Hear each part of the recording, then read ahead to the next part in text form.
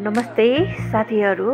यसरी पिक्कलको कसौडीमा चाहिँ मासु पकाएको मलाई एकदमै मिठो लाग्छ अनि म चाहिँ कसौडीमै बनाउने गर्छु। पहिला चाहिँ मासु हाल्नुस् अनि त्यसपछि मैले चप्ट गरेको प्याज सफा गरेर चप्ट गरिसकेँ अनि माथिबाट हाल्नुस्।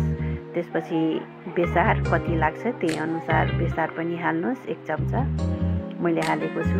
त्यसपछि स्वाद अनुसार नुन अनि जिरा धनियाको धुलो हाल्नुस्। अब नुन चाहिँ कतिको झोल राख्नुहुन्छ त्यही अनुसार। त्यसपछि चाहिँ अदुवा लसुनको पेस्ट हालेर चाहिँ मजाले यसलाई मोल्नुस्। पक्कु बनाएको जस्तो यसलाई पुरै मजाले मोलिसकेपछि अनि त्यसपछि तेल हाले नि हुन्छ, नभए चाहिँ यसकै बोसोले पनि पाक्छ। अनि झोल कतिको खानुहुन्छ त्यही अनुसार झोल हाल्नुस् अनि यसलाई चाहिँ मधुरो आँचमा चाहिँ पाक्नलाई दिनुस्। अलिक टाइम लाग्छ, तर पाकेपछि यसलाई कसैले पनि छुट्याउन सक्दैन कि यो फ्राई नगरिकन बनाएको मासु हो भनेर।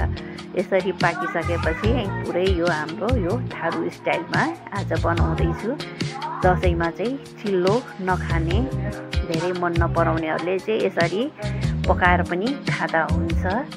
रोटी भात जेसँग पनि खाएर चाहिँ इन्जोय गर्नुहोस्। अनि happy Dashain to every one.